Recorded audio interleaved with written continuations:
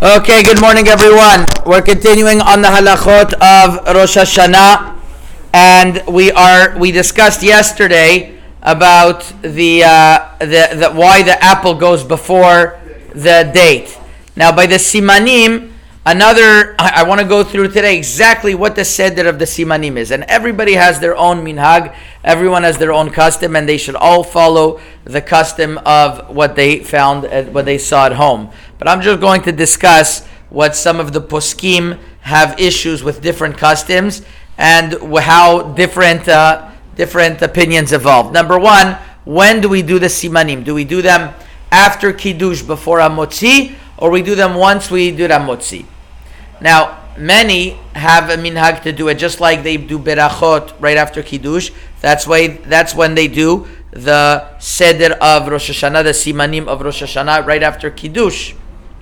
And those who have that minhag, tavo elem beracha. Nevertheless, Rav Ovadia Yosef in Yechavedat, Chelek Alev, Siman Nun Alev, Chazon Ovadia, Amud Tzadi Zayin, and many other poskim have questions on this. How come you could make the simanim right after kiddush? If you're going to eat too much, you might have a question of the bracha of Borei Nefashot or Ala Michya. And there's going to be more of a question of Borei Nefashot over here because you're not really having mezonot. So you're going to have a question of Borei Nefashot. And Rabbi Yosef Mesas also has a teshuvah about this. He has a long teshuvah about this, and he doesn't understand how it's possible that if people eat a lot, then they're going to have a question of the bracha charuna. And therefore him, Rabbi Shalom Mesas in Shemesh Umagen Chelek Gimel Siman Ayin Bet, and others, there's a teshuvah written by the chief rabbi Morrocan of Yedidia Monsonego on this in Pe'at Yam, and they all suggest the following. Also of David Ovadia and Nagua'am, they all suggest the following. They all suggest that one should do netilat yadayim, and then you make the hamotzi, and then you make all of the berachot. Why? Because when you do this, you don't have a question how much you eat in the middle of the meal. You already are exempt from the bracha of birkat hamazon. So they say there's another problem though. Once you're going to make hamotzi, do you do a bracha on the apple? Do you do a bracha on the leeks? Do you do a bracha on the beets? Do you do a bracha on the gourd, on the different ha'adama? On one hand, you would say you don't make a bracha; it's in the middle of hamotzi. But we have a rule that hamotzi only exempts things that are part of the seudah. And this is a question if it's part of the seudah or not. On one hand, it's cooked, so it's vegetables that are part of the seudah. On the other hand, it could be that it's considered that it's a separate part of the seudah. So there's a question whether you make an adama on these things or not. Therefore, they suggest to bring a banana or a watermelon or another melon to the table. And if somebody brings you a banana or a melon in the middle of the meal, you always make adama no matter what. Everybody agrees to that because hamotzi only exempts what's part of the meal. But dessert is never part of the meal, and therefore we always make adama. Usually it's brought at the end of the meal, but even if it's brought in the middle of the meal, you'd make adama. So therefore they say to start off the seder, you wash netilat yadayim, you make a bracha on a ha'etz. You make a motzi, I'm sorry. Then you make the bracha on ha'etz. So you could start with the apple, because that's for sure not part of the meal. So you start borei pri ha'etz. This is how you start the seder. You do borei pri ha'etz.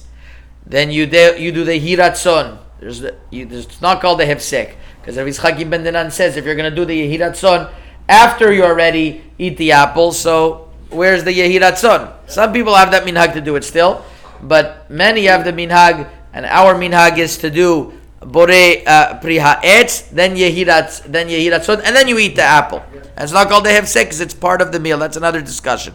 So first you make ha'etz, then right after the apple is karti, is leeks. So then that's a question of adama or not. So make a adama on the melon. So then you're exempt for borei pri adama. Once again, this is if you did hamotzi. If you didn't do hamotzi, you don't have to do that because of course you can make adama. You didn't do hamotzi yet. So you do hamotzi, you do the karti. You say then you make Then you say the hiratzon, and you have some of the leeks. So you take first the banana or whatever, you make a dama. Then you have the leeks. Then you make a karti. Then you go to silka, which is the beets. Then you go to kara, which is the gourd, the pumpkin. Then you go to dagim, which is fish. Then you go to the head of the lamb, rosh keves, and you make that yehiratzon. Then you go to the rimon. Some people have a minhag also to have lung, and they say yehiratzon shiru enenu, that Hashem should see our he should see our pain. All types of re'iyah, like lung. Okay, but I never tasted lung in my life. I'm a little scared of it. And then rimon, which is then obviously the pomegranate. After that, temarim. Interesting that temarim is all the way after that. Then rubia, which is there's a different minhag. We said yesterday some people have beans, but our minhag is to have sesame seeds. So that is the custom. And this way, even though a person has he has a lot of different things, but he was exempt the berachot. So that is the proper seder. Chazaku baruch.